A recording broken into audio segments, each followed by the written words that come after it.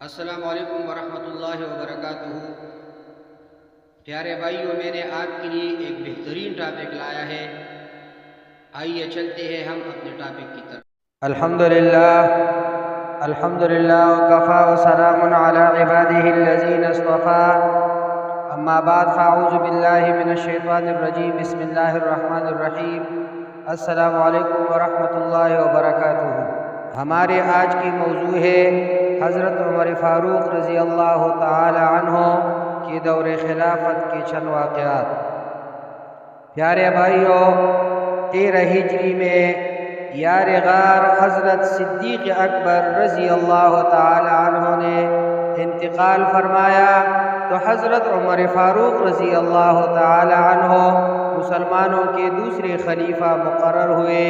مسند خلافت سنبھالتے ہی آپ رضی اللہ تعالی عنہ نے مسجد نبوی شریف میں خطبہ ارشاد فرمایا، اللہ رب العزت نے میرے رفقا کو مجھ سے جدا کر کے مجھے باقی چھوڑ کر میرے ساتھ تمہیں اور تمہارے ساتھ مجھے امتحان میں ڈال دیا ہے۔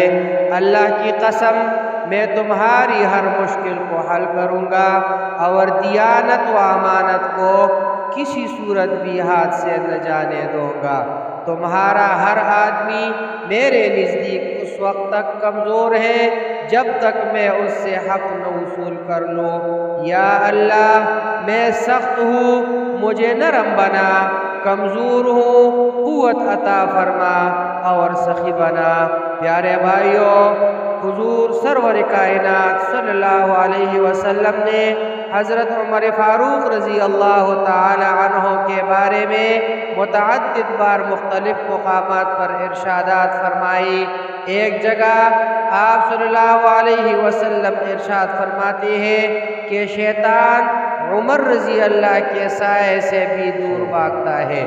پیارے بھائیوں، دعائے رسول صلی اللہ علیہ وسلم کا ثمر حضرت عمر فاروق رضی اللہ تعالی عنہ کی شان و عظمت اور دور خلافت کی اہمیت کو مسلم مورخین نے ہی نہیں بلکہ غیر مسلم مورخین نے بھی تسلیم کرتے ہوئے شاندار خراج تحسین پیش کیا ہے۔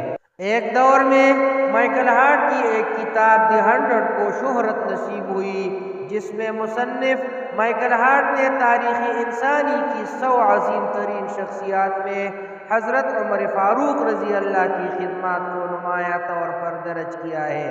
کتاب کا مصنف اگرچہ یہودی ہے، تاہم اس نے سب سے پہلے نمبر پر پوری انسانیت کے محسن اور حبیبی رب کریم اور حضرت عمر فاروق رضی اللہ کی مربی و مولا حضور اقدس صلی اللہ علیہ وسلم کا ذکر خیر کیا ہے۔ آئیے اب ایک جھلک فاروق اعظم رضی اللہ تعالی عنہ کے عجز و انکساری کی دیکھتے ہیں۔ خلیفۃ المسلمین و امیر المومنین منتخب ہونے کے بعد حضرت عمر فاروق رضی اللہ خطاب کے لیے ممبر پر تشریف لائے تو اس سیڑھی پر بیٹھ گئے جس پر یار غار حضرت صدیق اکبر رضی اللہ تعالی عنہ اپنے پاؤں مبارک رکھتے تھے۔ صحابہ کرام نے فاروق اعظم سے عرض کی، اے امیر المومنین، اوپر بیٹھ جائے۔ فاروق اعظم رضی اللہ تعالی عنہ نے فرمایا، میرے لیے یہی کافی ہے کہ مجھے اس مقام پر بیٹھنے کو جگہ مل جائے جہاں حضرت ابوبکر صدیق رضی اللہ اپنے پاؤں مبارک رکھتے تھے۔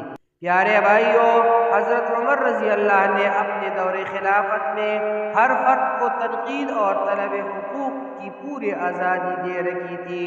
ایک دفعہ حضرت عمر رضی اللہ تعالی عنہ تقریر فرما رہے تھے کہ دوران تقریر ایک شخص نے اٹھ کر بارہا کہا، اے عمر، اللہ سے ڈرو۔ لوگوں نے اسے روکا تو آپ رضی اللہ نے فرمایا کہ اگر یہ لوگ آزادی کے ساتھ اپنی بات نہ کہے تو بے مصرف ہے اور ہم نہ مانے تو ہم بے مصرف ہے۔ پیارے بھائیوں، ایک دفعہ حضرت عمر فاروق رضی اللہ تعالی عنہ نے ممبر پر کھڑے ہو کر فرمایا، لوگوں، اگر میں دنیا کی طرف جھک جاؤں تو کیا کرو گی؟ یہ سنتے ہی ایک شخص نے اپنی تلوار لیام سے کھینچ لی اور کہا، تمہارا سر اڑا دوں گا۔ آپ رضی اللہ نے بھی اس کی دلیری اور جرات کو آزمانے کے لیے ڈانٹ کر کہا تو امیر المومنین کی شان میں گستاخی کرتا ہے، تجھے پتہ نہیں کہ تو کس سے بات کر رہا ہے؟ اس شخص نے اسی جرات و بہادری کے ساتھ کہا ہاں ہاں میں آپ سے مخاطب ہوں۔ یہ سن کر حضرت عمر رضی اللہ نے فرمایا کہ رب قدوس کا شکر ہے کہ اس قوم میں ایسے لوگ موجود ہیں کہ اگر میں ٹھیڑا ہو جاؤں تو وہ مجھے سیدھا کر دیں گے۔ اسی طرح ایک اور جگہ حضرت عمر رضی اللہ تعالی عنہ جب مسلمانوں سے خطاب کرنے کے لیے اٹھے تو ایک بدو اٹھا اور کہا میں نہ آپ کی بات سنتا ہوں اور نہیں اطاعت کرتا ہوں۔ حضرت عمر رضی اللہ نے استفسار کیا کہ کیوں؟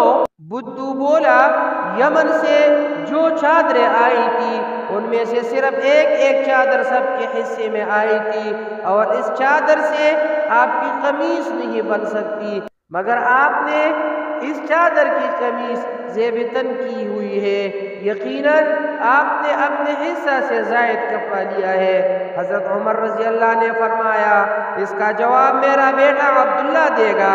یہ سن کر حضرت عبداللہ ابن عمر رضی اللہ اٹھے اور کہا واقعی میرے ابا جان کی قمیص ایک چادر میں نہ بنتی تھی کیونکہ آپ خاصے قد اور تھے، میں نے اپنے حصے کی چادر انہیں دے دی تھی، اس طرح ان کی یہ قمیص بنی ہے۔ یہ سن کر بدو پھر اٹھا اور گویا ہوا اب میں آپ کی بات سنتا ہوں اور اطاعت کرتا ہوں۔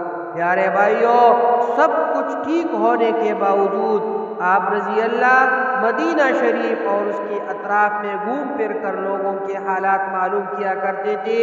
ایک مرتبہ رات کو گشت کرتے ہوئی مدینہ شریف سے تقریباً 3 میل دور نکل گئے۔